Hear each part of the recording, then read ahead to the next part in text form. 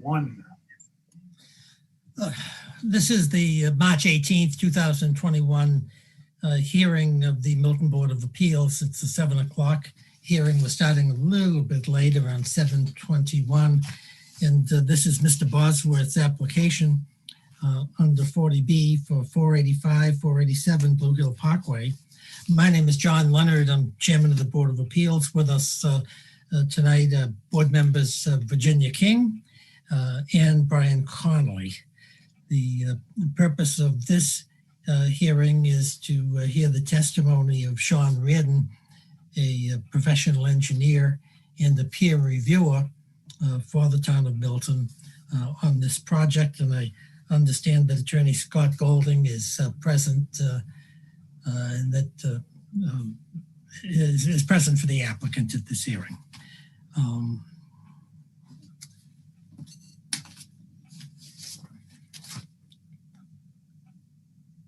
I think that's pretty much all we need as a preamble. Mr. Reardon, let me welcome you to the Board of Appeals. Thank you. Happy to be here. Good. We have your report. It's a letter report. It's dated March 12th, 2021. It is in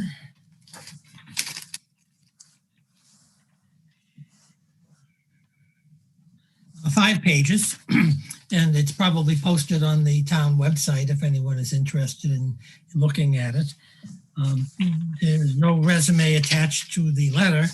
So let me, as a preamble, Mr. Reardon, ask you some very simple basic questions so we can identify you to any members of the audience who may not be familiar with your valuable services. Why don't you tell us your name? My name's Sean Patrick Reardon. Oh, I have the Patrick because of the, it's that time of year.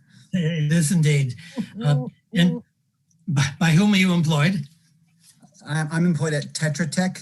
That's TETRATECH, and we're based in Marlborough, Massachusetts. And how long have you been employed at Tetra Tech? 25 years. Oh, congratulations. That's wonderful. And what position do you hold at Tetra Tech? I'm a vice president. And what are the nature of the services, generally speaking, that you provide for Tetra Tech and its clients? Principally, I'm a land development engineer, so I focus on doing site civil and permitting for land development projects. But we also do, over the last, say, decade or so, we've been asked to do a lot of public review where we act on behalf of municipalities and different agencies to review projects and assist with boards with their review.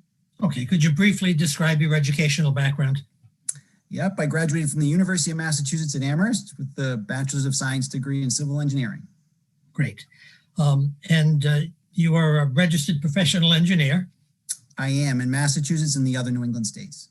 Great. For how long have you held that designation, approximately? Since, I think, about 1995 or so. So over 20 years.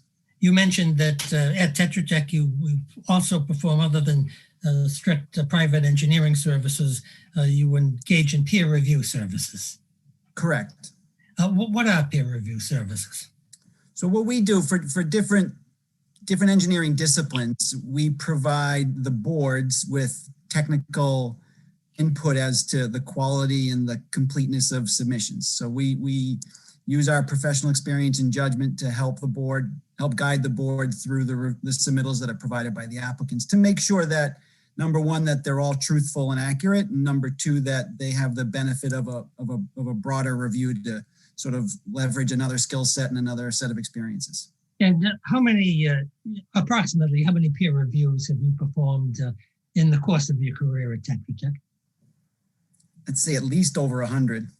Okay, great. And those reviews been on behalf of municipalities? Typically, yes. So welcome to the town of Milton and our Board of Appeals.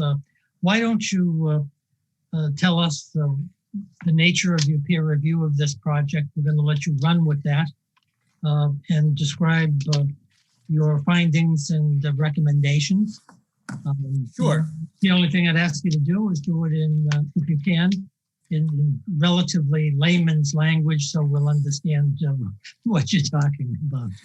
Actually, that's a good point. So my letter usually serves two purposes. One is it's going to try to communicate the general concepts, but it also has to be, in some cases, very detailed because I'm speaking to the engineers and the architects on the other side because they have to make changes to their documents to support the record. So you don't get overwhelmed if there are things that seem difficult to understand in our letter. The audience on that is the engineers on the other side. So for the purposes of this meeting, though, our job was to review the submittal for thoroughness and completeness with regard to site civil design. What that usually means is like how traffic and cars and people get around the site, get in and out of the building, how utilities get in and out of the building, how emergency vehicles get around the site. We also review stormwater, which is a really critical part of any development like this, because what happens in these developments, you're converting a lot of space into new space, which has different runoff characteristics, which means the rain comes off the site a lot differently. And what we have to do is make sure that the design incorporates the 10 standards from the state of Massachusetts, which manage that runoff to make sure that it doesn't damage other people's property or doesn't damage the environment. We also take a look at compliance with wetlands regulations and local zoning bylaws and help the board try to understand when the applicants ask for relief from particular requirements, what that means. Because right now, a lot of towns have very well-based zoning bylaws that build in a lot of the basic things that are required to operate a site. When 40B projects come in, they're usually stressing sites because they're developing beyond what zoning would otherwise allow. So it creates tensions on the site, and what we see as our role is to make sure that those tensions are adequately communicated to the board. In this case, we took a look at all the review documents that the applicant provided, and the documents provided a really good understanding of the basic components of the project. But typically, we ask for a little bit more detail to help complete the record, and most of our comments seek additional information. We did meet with the applicant out on the site and had a really productive meeting with them. And when was that? That was a week ago. I think a week ago today, wasn't it, Charlie? Or maybe a week ago Wednesday. Okay, so it was the 10th or the 11th of March. Yeah, just the day before we issued the letter, so right around the 11th, yeah. Well, that's great. And then we had a very productive meeting where we were able to sort of get a little bit of history because they've been at this project for quite a while and they gave us the benefit of understanding some of the history. We were also able to go through our comments and sort of explain to them where our concerns were, and it was just very productive. And the takeaway from that was that there were going to be some changes to the plans, and all in the mode of providing responses to our comments. I think our principal concerns sort of circled around 4 major pieces. The first was emergency access. So again, with projects like this that are somewhat stressing the typical size of the site, in other words, that you're usually putting more units than otherwise would be allowed, emergency access becomes super critical. And when you start reducing setbacks and things like that, it makes some things that used to be easy to accomplish, which means like getting a fire truck around a site, a little bit more difficult. Fortunately, we have tools nowadays that help us track how a ladder truck gets around the site to prove that it can make its way through. We've asked the applicant to do that and to make some changes to make sure that that movement is efficient.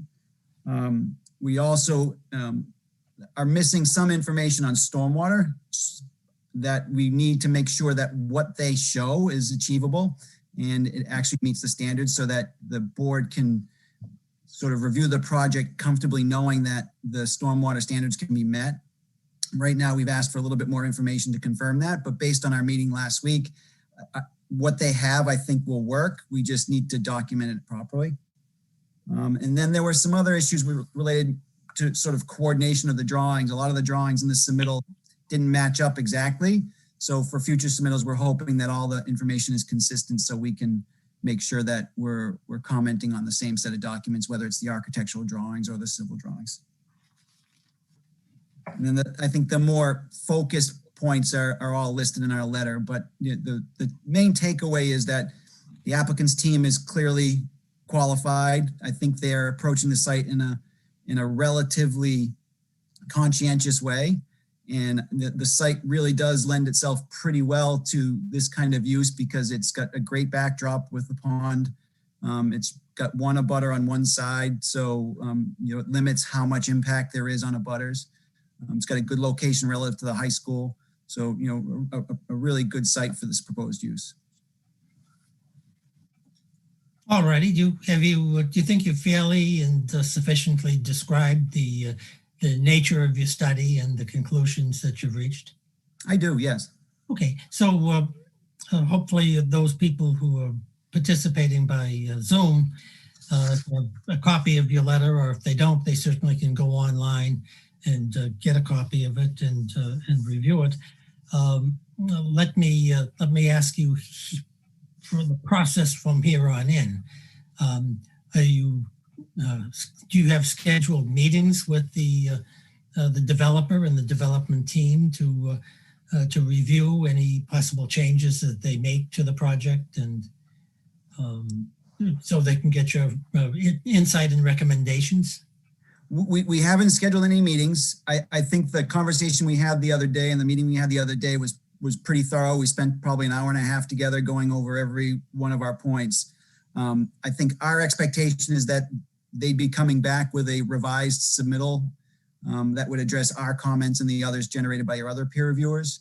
And then we would once again review that submittal and see how much progress is made and identify any outstanding issues. Okay. Yeah, and do you have a reasonable time estimate as to when that additional submittal will be coming back to you? I don't. That's up to the applicant. Okay. Let me just ask you another question. That at the last peer review meeting, Dr. Bomer testified. I think it's Dr. Bomer. And he said that he wanted to hear your testimony, read your report as part of his overall review of the architectural features and requested changes. Have you had an opportunity to talk with Dr. Bomer? I have. I've spoke to Dr. Bomer, or Cliff as I know him. I've actually never heard him referred to as Dr. Bomer, but so yeah, Cliff and I spoke briefly, but not recently regarding my comments. But he and I usually touch base just because we a lot of our concerns overlap, and we want to make sure that we understand the landscape of each other's comments before we make our own. Okay. And will you put that on your list of things to do? Sure. That'll be very helpful. Do you have anything else you'd like to add regarding your peer review and your site visit and any other facts or conclusions that you want to? No, probably just the only thing I'd like to close on is just, I was heartened by the cooperation of the applicant. So, sometimes these can be contentious and just a nonstop battle. I really came away from our meeting last week with a very positive outlook that this is going to be a productive process and not a painful process.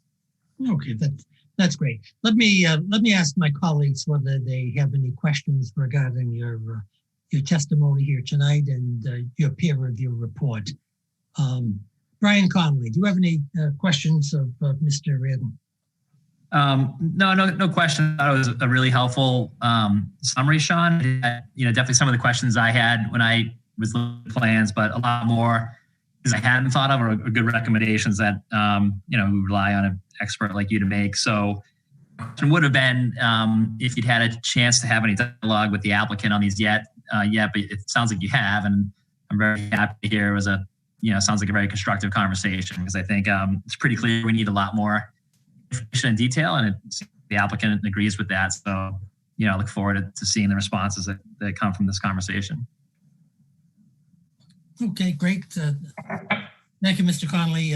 Mrs. King, do you have any questions or comments regarding Mr. Reardon's testimony? Excuse me, a comment. I read the report, and it was very thorough and well done.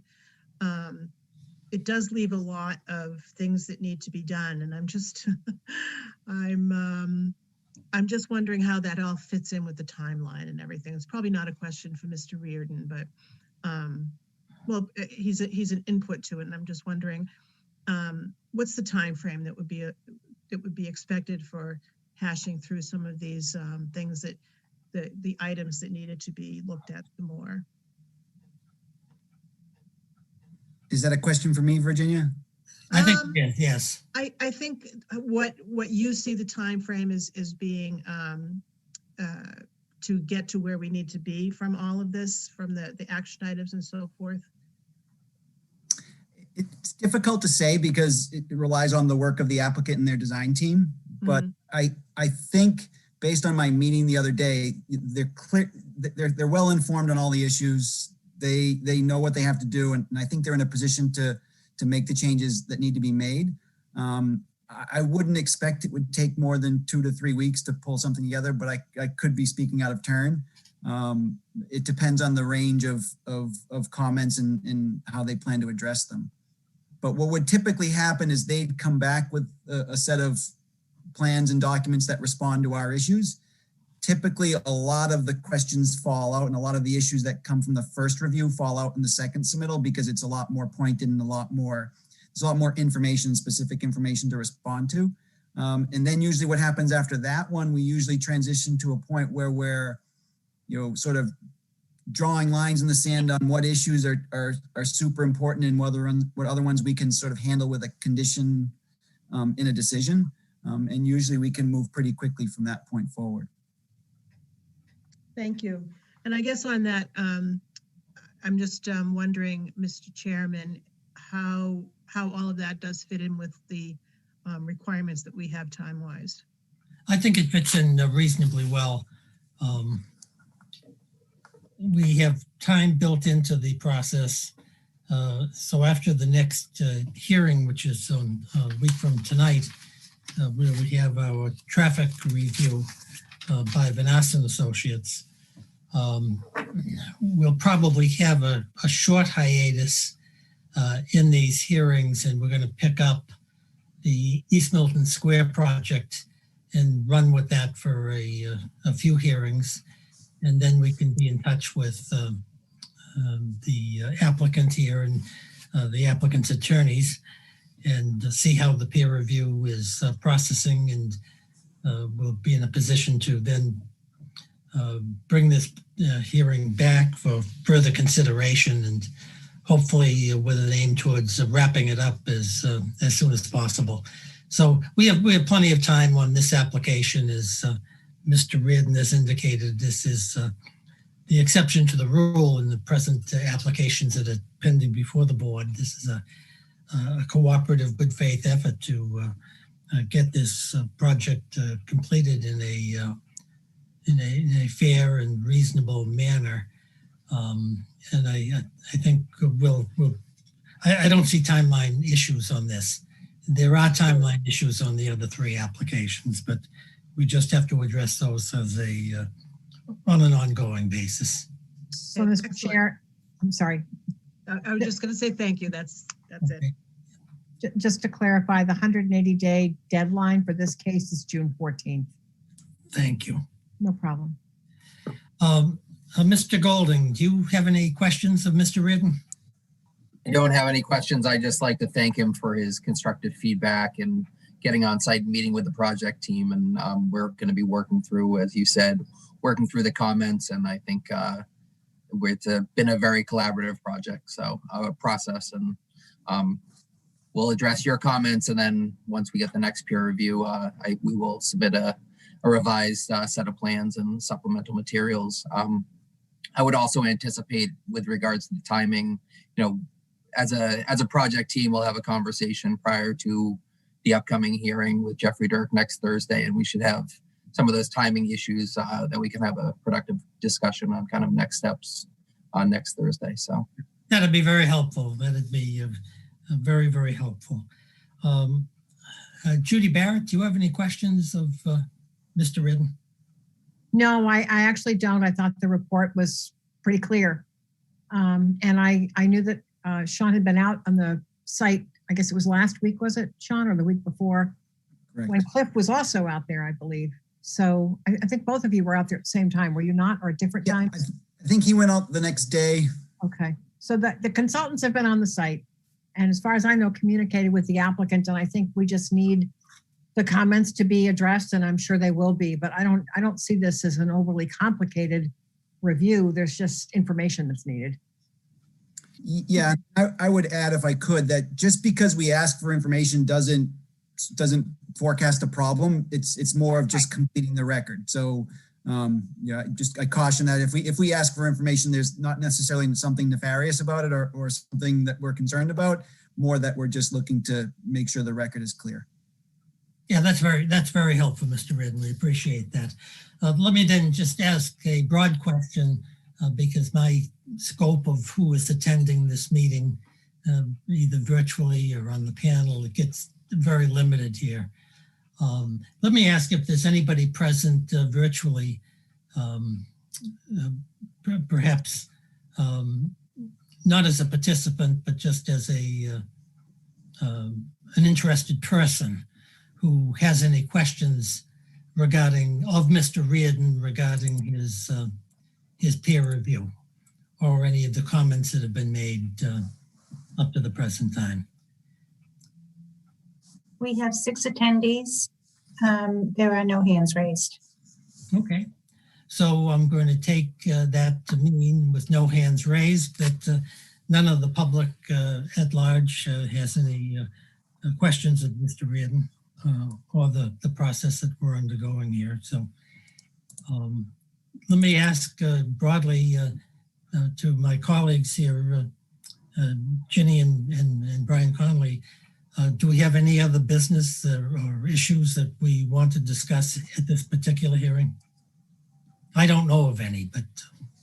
No, I don't. And I think what, Attorney Golding just answered and what Ginny said is exactly right. I think after the next meeting, if it'd be great to hear from the applicant, what the game plan is, because we had, some really thoughtful letters from Mr. Reardon and Mr. Bomer on, just information we need and updates we need, and to just have a good, clear game plan on how we're going to, how you're going to work with our peer review team. And, when you come back to us, have a much better described project. I think it's going to make this process go well. Mrs. King, do you have any concluding remarks?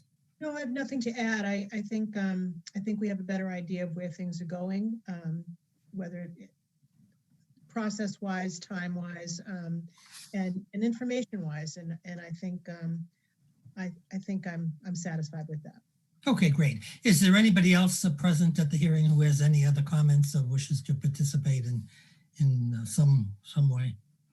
Mr. Chair, the planning director simply asked me to remind you that he could not attend tonight because he had another commitment, but I believe there may be some town staff comments or something, and I'll coordinate with Tim and make sure that any comments they have are with you, with Bev, and also as applicable with the peer review consultants.